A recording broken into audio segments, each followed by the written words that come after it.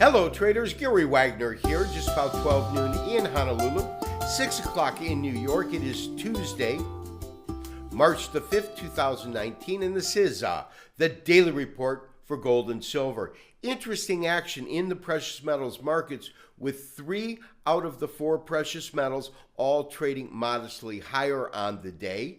The exception to that was Palladium, which did sell off a little bit. Equities also fractional losses on the day. But what I found most interesting, and when we pull up our technical studies, we'll see it in detail, is the fact that the 3 fractional gain markets, meaning gold, silver, and platinum, we can identify a Doji in our daily candlestick. And that could be real significant. By itself, not so much. But in formation with a bigger pattern, absolutely. Let's take a look at our current pricing. First, to gold. Gold trading up about 80 cents on the day, currently trading at $12.8830, $12.8840.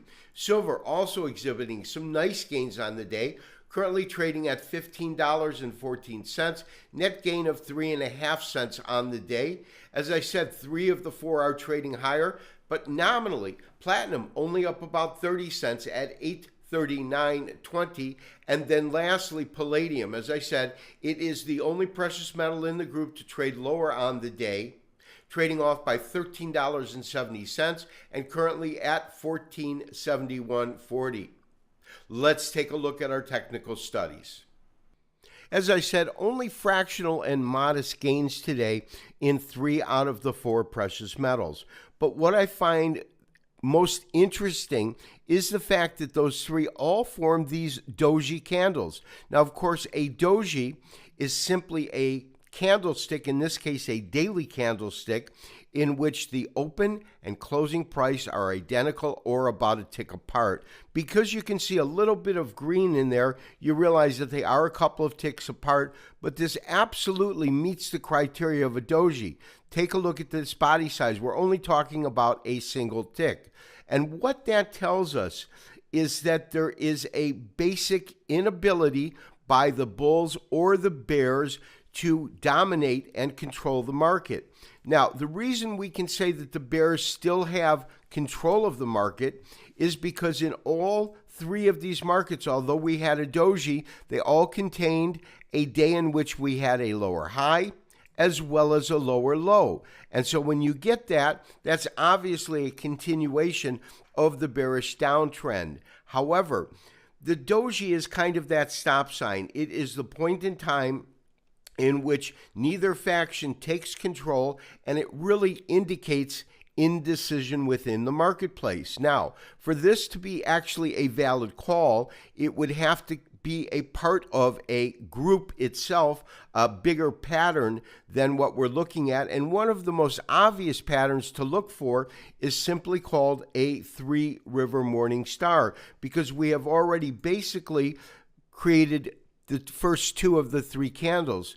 And so for this to come out being a 3-river morning star, what you would have to do is basically have a green candle tomorrow, meaning a higher close than the open. You want a large candle, and I've just kind of illustrated, drawn it in, and this would be what is called a variation off of a 3-river morning star, simply because the body of the candlestick in the center, meaning this Doji, appears within the body of this red candle. It would have to gap below to be a pure 3-river morning star. But in this case, if we saw the market trade higher and close above the 0.38% retracement, meaning 1291, that would indicate to me that we had a potential bottom in the market. It could be a short-term bounce. It could be a key reversal. It would be much too early to tell, but nonetheless, as you can see, we are absolutely getting the first signs of a potential bottom formation in gold. And traders, we are looking at a daily candlestick chart of silver. We can see the same kind of formation. Really, what this is more indicative of, if we got the green candle tomorrow in this kind of a formation, because of the fact that the body size is almost too big to be a doji, it's really more of what we would call a spinning top, a small-bodied candle, which could form a star. But what you have here, because of the fact that it's an inside day and towards the middle of this center candle here, what you're getting is what is called a bullish harami.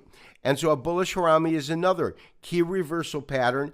And just as in gold, you would need that confirming candle. The confirming candle would be a green candle with a higher high, with a higher low. And in the case of silver, you would want to see it close above 1527 before you took that as a trigger or a buy signal. We are looking at a daily chart of platinum.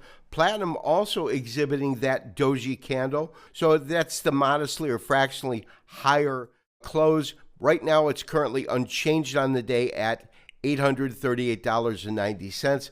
Again, to take this call, it requires that following day is a confirming candle, and a confirming candle for platinum is going to be much harder to achieve, because not only are we going to need to see a higher high as well as a higher low, but it sold off so much the other day that you really want to see it break back above this key level here, which is 857. That's quite a ways away, and I don't foresee that happening, but nonetheless, a green candle without it taking out this resistance area, to me, would not be enough to really look to enter the market in platinum. But I do believe that gold and silver could be indicating a potential bottom. And traders, lastly, I do want to take a look at palladium. Palladium is the only precious metal in the complex to close lower. It's off of the lows, but still down $11.60. It's a solid red candle. We can see that we've had this decline for the last four days. 3 of the last 4 days all having lower lows, and 2 of them having lower highs. I would expect a further decline based on what we're looking at technically. As I said yesterday, I don't see any real support on a technical basis until we get to around $1,370. This has been Gary Wagner, wishing you, as always, good trading, and we will talk to you tomorrow for another daily update and review. Bye-bye.